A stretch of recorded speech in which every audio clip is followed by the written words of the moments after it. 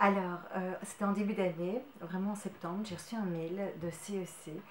et je dois dire que tout de suite, ce mail m'a un peu transportée parce que je me suis dit, waouh, donc c'est une ONG qui nous demande de rentrer dans un projet Migritude, donc sur l'immigration, alors que nous en parlons énormément depuis 2015. C'est aussi la une de l'actualité et tout. Donc, et ensuite, exil, parcours de femmes, donc parler des femmes, ce qui est une autre thématique, la thématique du genre qui est hyper prisée dans les cours, mais en général dans la société. Et donc je me suis dit, c'est vraiment une occasion à ne pas manquer, parce que, vous savez, l'école, moi j'aime beaucoup, mais l'école, ça vient de scolé en grec, ça veut dire loisir. Ça devrait être un loisir d'apprendre, de, de, de, de- non seulement d'accumuler des connaissances, mais aussi de développer des compétences du savoir, mais du savoir-faire, mais aussi du savoir-être, du savoir-vivre. Et comment mieux apprendre ce genre de compétences que en étant vraiment confronté à des personnes qui ont vécu des choses complètement différentes des tiennes, mais qui sont... euh, mais au fond, on parle de nous, on parle de notre monde, on parle de nos préoccupations, de la vie, de la mort, d'essayer d'améliorer notre condition, d'essayer de, de vivre le mieux possible. Et je pense que c'est une thématique des Grecs, des anciens, mais c'est une thématique auxquelles nos jeunes sont particulièrement confrontés. Et aussi qui sont particulièrement confrontés, mais aussi biaisés par parfois les publicités ou cette société qui un peu nous pousse quand même à vouloir euh, qu'on s'habille d'une certaine manière, qu'on consomme certaines choses, même si je dois dire, et ça c'est génial, il y a un retour à la terre qui est fantastique, mais à côté de ça, il y a quand même toujours un peu cette envie de richesse, de pouvoir, de vouloir aller en vacances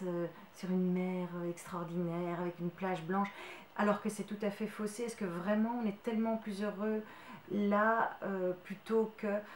et on le voit dans les études, que les personnes sont beaucoup plus heureuses quand elles sont parvenues par exemple à terminer un travail dans lequel elles croyaient, dans lequel les personnes trouvaient du sens. Et donc ce projet est vraiment intéressant à ce niveau-là, parce qu'il donne l'occasion aux profs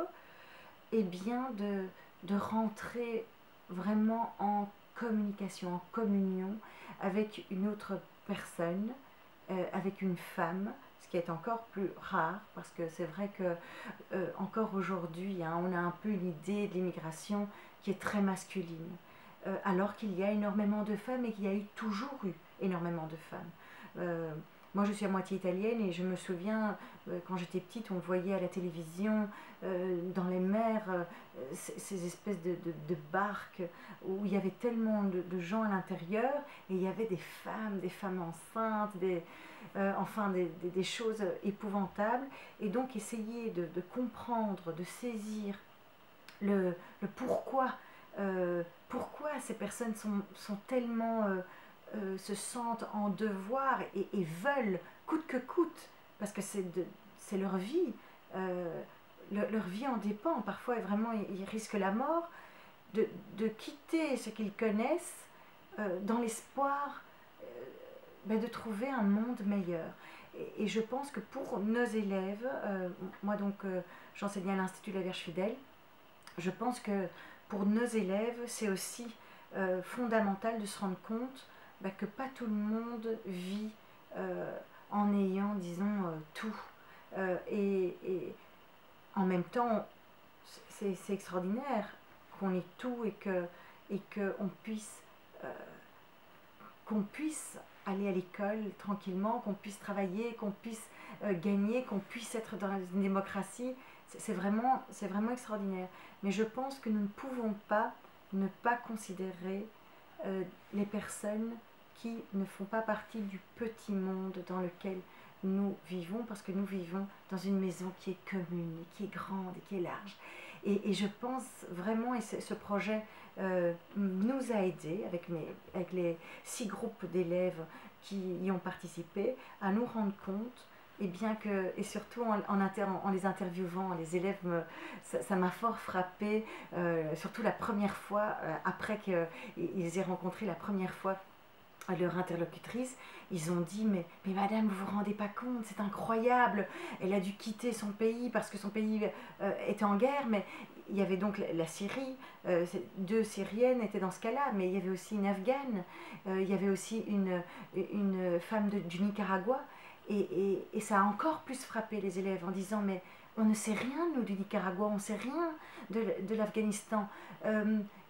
C'est impressionnant. Est-ce que ce n'est pas normal? Parce qu'au fond, on aurait pu naître n'importe où. Et si c'est notre monde, eh bien, c'est peut-être important de comprendre. Et ça, on pourrait le faire aussi de manière interdisciplinaire, avec plusieurs profs. Parce que il pourrait y avoir le prof de français plus pour la question de l'expression écrite, le prof de religion plus peut-être pour une question de contenu, ou un prof de philo, ou un prof de langue ancienne, mais aussi tout ce qui est enjeu géopolitique, comprendre, mais comment se fait-il que le Nicaragua est sous une dictature? Comment se fait-il qu'il y a la guerre en Syrie? Comment se fait-il que la condition de la femme en Afghanistan soit telle qu'il est maintenant?